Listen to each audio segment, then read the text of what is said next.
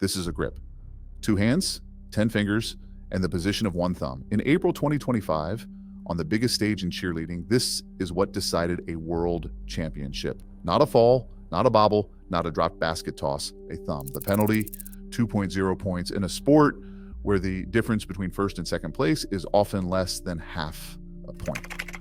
Every April, the best all-star cheerleading teams on the planet travel to Orlando, Florida for one event, the Cheerleading Worlds. Think of it as the Super Bowl of cheer, except there's no second chance. You get one routine, 2.5 minutes, and 11 months of training come down to every single second. In 2025, 28 teams competed in the Level 6 Senior Division, the highest tier of competitive cheerleading. These are the programs that produce the most explosive stunts, the most intricate pyramids, and routines so physically demanding that elite gymnasts have said they couldn't keep up. And among those 28 teams, there was one that had been dominant. 3 golds in the last 4 years, a coaching staff that had been together for over a decade, athletes who had turned down college scholarships to chase one more ring. This wasn't just a team, it was a dynasty. And in 2025, they were the favorites. But here's the thing about cheerleading at this level. At Worlds, every team is elite. Every routine is clean.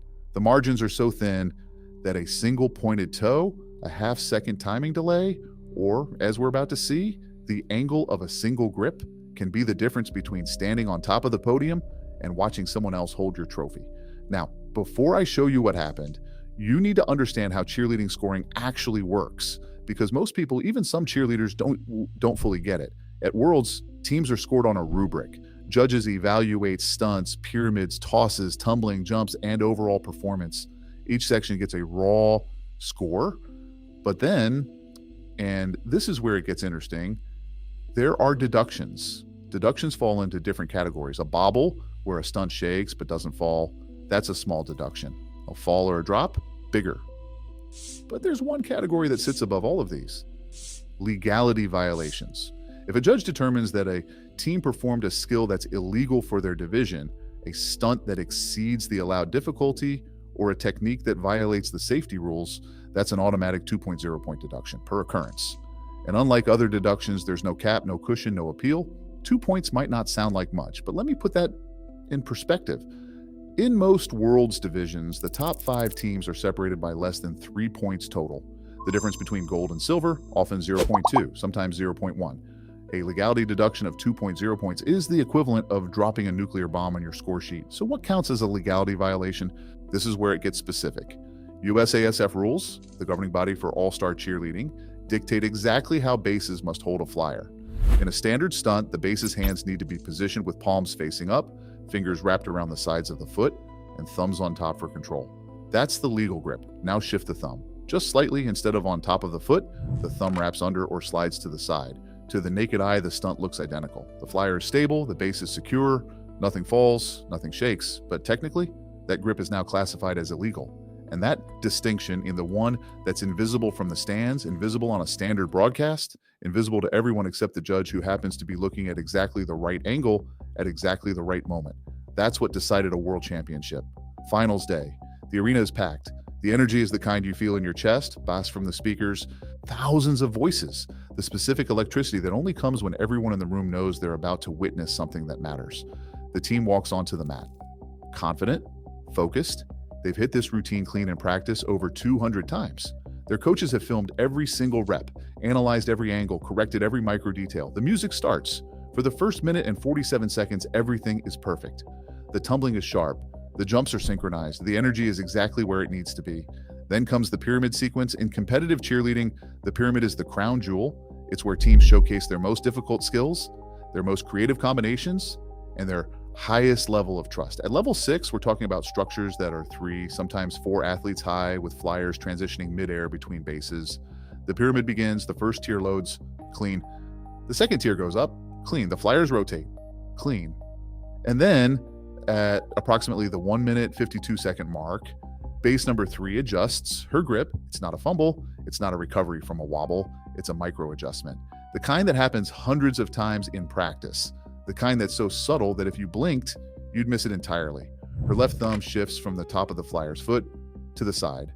The stunt holds. The pyramid completes. The crowd erupts. The team finishes their routine with a clean standing tumbling section and exits the mat to a standing ovation from their section. They think they nailed it. They didn't know, not yet. When the scores go up, the arena goes quiet, not silent. But that specific kind of quiet where 10,000 people are all doing math in their heads at the same time. Raw score elite, one of the highest of the competition. But in the deduction column, two numbers that changed everything. Legality violation, minus 2.0, the final score drops them from first to fourth, not second, not third, fourth. Because at Worlds, when the margins are this thin, a 2-point deduction doesn't just knock you off the top step, it pushes you behind every team that was within striking distance. But here's what makes this more than just a heartbreaking loss. Because when people started looking at the footage, frame by frame, angle by angle, a question emerged that nobody could definitively answer. Was it actually illegal? Let's look at this objectively. When you freeze the frame at the 152 mark, you can see the thumb position shift. That's not in dispute. The question is whether that shift constitutes a legality violation under USASF rules, or whether it falls within the range of normal grip variation that happens in every single routine at every single competition. Because here's what I found when I went through the available footage from that same day. At least two other teams that placed higher, had moments where their bases grip showed similar variation, similar thumb positions, similar micro adjustments, no deductions. Now, I want to be fair here. Judging cheerleading is incredibly difficult. You have multiple judges watching different elements simultaneously. The angle matters. The timing of when you look matters. And judges are human, but that's exactly the problem.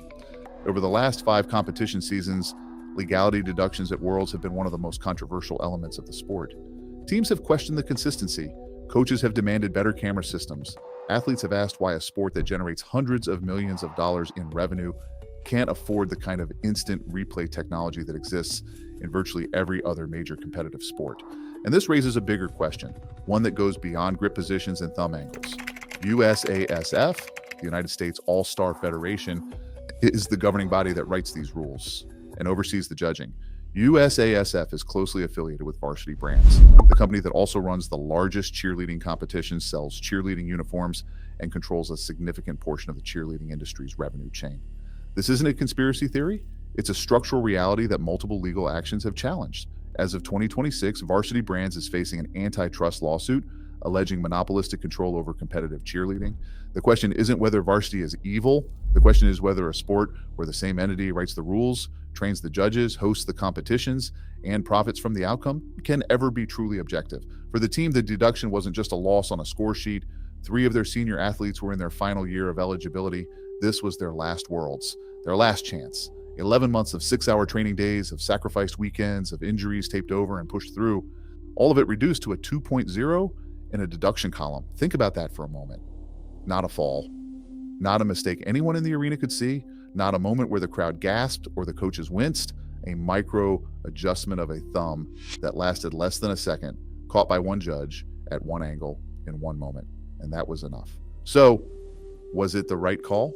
Here's my honest assessment after reviewing the rules, the footage, and talking to people who understand this sport at the highest level. Technically, it's probably yes. The USASF rulebook is specific. The thumb position shifted by the letter of the law. A judge has every right to flag it. But was it fair? That's a different question entirely. Because fairness isn't just about whether a rule was technically broken. It's about whether the rule is applied consistently, whether the same standard is held for every team, on every mat, by every judge, at every angle. And right now in competitive cheerleading, the honest answer is we don't know. Because there's no replay system, there's no challenge flag, there's no transparent review process. In tennis, Hawkeye settles line calls to the millimeter. In soccer, VAR reviews goals frame by frame. In gymnastics, coaches can file an inquiry and have skills reevaluated on video. Even figure skating, a sport that was rocked by judging scandals, implemented an anonymous scoring system to reduce bias. Cheerleading has none of this. And in a sport where the margins are measured in tenths of a point, where a single thumb position can erase 11 months of work, that's not just a competitive issue. It's a structural failure. Cheerleading is the fastest growing sport in the United States. It generates over $1 billion a year in competitions, camps, uniforms, and media rights. Its athletes perform skills that rival Olympic gymnastics, and it deserves a judging system that matches the level of its athletes. One thumb shouldn't decide a world championship, but until the system changes, it will. 2 hands, 10 fingers, 1 thumb, and a question that cheerleading still can't answer. When the margin between a champion and a runner-up is invisible to the naked eye, who's really making the call? If you think this is an isolated case, you might want to stick around, because we looked at every legality deduction at Worlds over the last 5 years. And the pattern we found, let's just say it raises some questions. Drop a comment and tell me, was this the right call, or was this team robbed? I want to hear what you think. And if you're new here and you want to understand cheerleading the way it's never been explained before, subscribe. We're just getting started.